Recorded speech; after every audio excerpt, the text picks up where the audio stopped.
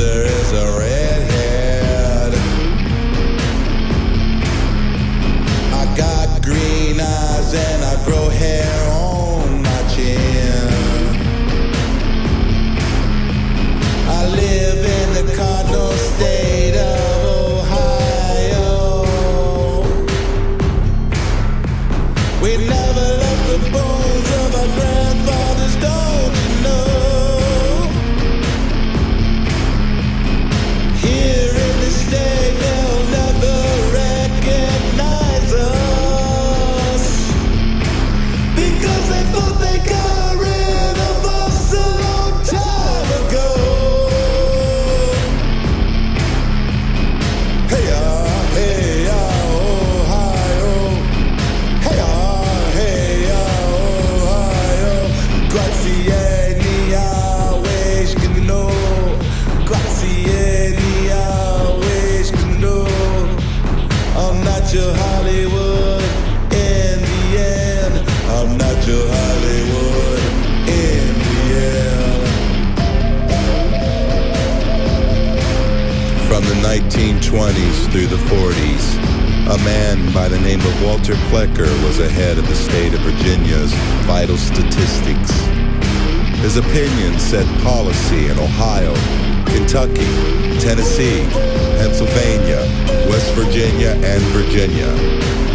He had determined that there were no Native American indigenous peoples left east of the Mississippi, and that those of us who were claiming Indian heritage upon our birth certificates would be denied, because he considered us to be mongrels or no longer Indian. He even did the unthinkable and went into the records and changed the racial classification of my people from Indian to colored. Walter Plecker's paper genocide went unfettered by the federal government. His eugenics movement was used as a model by Hitler's Nazis to annihilate millions of Jews, second only to the Native American Indians' plight of terror and ongoing agenda against us. It was later determined that Plecker had no biological, scientific, or genealogical data to back his claims. Finally, his own arrogance did him in when he was struck by an automobile crossing the street because he thought drivers should stop for him. To this day, my people's racial classification and recognition are still affected by this little man. My great-grandfather was a Cherokee who married a Delaware. His mother was from England. His daddy was a slave to a pioneer. Now we can't live like our ancestors did. They've assimilated us real good. I never signed no treaties, no siree. And now you know I never will. Dead Taro with the boy, Sky teacher. I am known as Walker, also as Eagle, Elk, and Lavelle. And I'm going to take a minute here to talk to you about the 5 lies they teach us in school. Europeans invaded Africa and kidnapped slaves. Lie. This isn't meant to trivialize slavery or pardon anyone who took part in this or condone it in any way.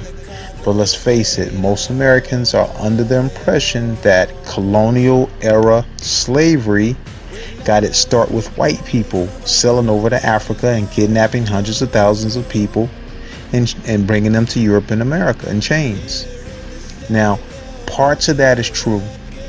There were lots of chains and many Africans were kidnapped, but despite the picture painted by many historian textbooks and the lies they teach you in school and the Roots miniseries you watch on TV, which was actually a plagiarized book stolen by Alex Haley, written originally by a white guy. The majority of those slaves were actually sold to Europeans by other Africans, by African slave traders. Slave traders who had been operating on the continent for thousands of years, because slavery is nothing new to that part of the world. It was actually pretty normal at that time. In fact, Egyptians were using Caucasian slaves in their armies during the 13th century. Even the Bible endorses the practice. As far as the Atlantic slave trade was concerned, in country, African slaves were typically members of a defeated tribe. But as soon as the slave traders realized that Europeans would pay for their slaves, they actually began kidnapping people just to sell them on the Nigerian coast. Abraham Lincoln was strongly opposed to slavery. Honest Abe. Abraham Lincoln is often put on a pedestal as one of the greatest opponents of slavery for freeing the slaves with the Emancipation Proclamation in 1862. In fact, he struggled with conflicting and ambiguous views on slavery, not to mention sexuality. During his entire presidential career, he wasn't a stalwart supporter of abolition. He only wanted to do what would make the Union stronger, what would bring his people together. Remember, this was a time when the Confederate States and the split from the Union were at war. In his own words, if I could save the Union without freeing any slave, I would do it. How come they don't teach that in school? And if they mention it, they whisper it. But let me keep on. And if I could save it by freeing all the slaves, I would do that too. And if I could save it by freeing some and leaving others alone, I would also do that. What I do about slavery and the colored race, I do because I believe it helps to save the Union. Counting down. Number 3. Thanksgiving. This is the mega lie they teach in school. Here's the lie. Pilgrims on the Mayflower arrived at Plymouth Rock in 1620, unprepared for the harsh winter. They were saved by the friendly natives who gave them food and taught them how to plant corn. The following autumn, on the first harvest in the New World, they had a feast to commemorate the hardships they had survived, and the Pilgrim and Indian joined hands in celebration. That's a lie. The real story is a touch more cruel, murderous, and genocidal. 3 years before the Pilgrims arrived, European fishermen and settlers had introduced a plague that had swept through the tribes of coastal New England and wiped out nearly 96% of the entire population. There were reportedly so many bodies that settlers would leave the towns rather than deal with them, only to introduce the bug to the next tribe they encountered. One report from a man named Howard Simpson stated villages lay in ruins because there was no one to tend them. The ground was strewn with the skulls and the bones of thousands of Indians who had died, and none was left to bury them. There's also evidence that the Pilgrims already knew about the plague, and so chose Cape Cod because they knew that the Indians had already been wiped out, leaving cleared lands and cornfields ripe for the taking. Even worse, the Pilgrims would steal food and tools from any Indians left alive who were too weak to fight back. But the settlers in Virginia were actually eating the Indians. So I guess the Pilgrims weren't that bad by comparison. Yes, I did say eating them. And I'm thankful for my kindergarten class who made these wonderful crafts to celebrate Thanksgiving. After the Native Americans helped the Pilgrims survive their first winter in America, the Puritans invited them to share the first Thanksgiving. Oh, these are adorably wrong. A 5-year-old made that. Based off of the lies that you taught them. Excuse me? Oh, it's not your fault. These are full of half-truths and historical propaganda. I thought the Native Americans and the Pilgrims were like besties or whatever. At best, the Pilgrims and Wampanoags could be described as political allies. By the time the Pilgrims showed up, not only were 2/3 of the Massachusetts tribes completely wiped out by European slave owners and diseases, the Pilgrims were constantly at war with the indigenous people and routinely tortured them. But what about Squanto, the Native American who learned English to help out the Pilgrims? He was actually a slave that was hauled off to Europe, and then he learned English so that he could escape. But they did celebrate it every year, right? Not exactly. The next one was 16 years later, and unfortunately, it was because the Puritans were celebrating the massacre of the Pequot tribe. Back then, Thanksgiving was also for families, specifically murdering them. Okay, we get it. History's awful. The Puritans were terrible. And now we have to let our children know that the holiday started with tons of killings. Happy? Well, we actually have just about everything wrong with the Thanksgiving myth. Definitely didn't wear these buckle hats. Didn't land on Plymouth Rock. And as for that turkey... No, not turkey. More like venison, fowl, and eel. Oh! Who cares about how this stupid holiday got started anyway? Exactly. In George Washington's 1789 Thanksgiving Proclamation, the settlers aren't mentioned not even once. Thanksgiving wasn't celebrated nationwide until 1863 when this guy declared it a national holiday during the Civil War in order to bring the country together. That's why all of our foods are from the 19th century. So Lincoln came up with the whole Indian Pilgrim story. Nope, that myth didn't catch on until the 1900s after we had fought and killed all the Native Americans. And then we put it in textbooks as fact. Because America.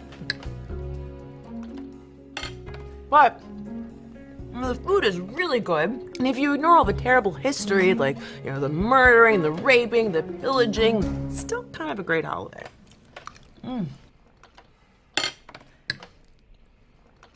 So the Mayflower is a lie. Why do we eat cranberry sauce? What about stuffing? Is Black Friday really just a capitalist conspiracy to get poor people to buy things so we can't truly live out a populist revolt? Or is it... Really in America? Is this really in America? And what about corn? I am never telling you the truth ever again.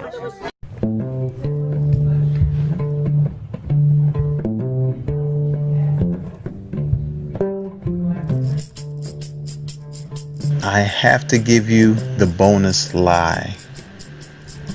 I did say that Thanksgiving was the mega lie. This is the bonus lie, the biggest lie that started everything. Teachers tell us about Columbus. See, since the founding of the United States, every school-age child was taught that Christopher Columbus originally named the inhabitants of the land he discovered Indians, because he mistakenly thought he found a route to the Indies. What a lie.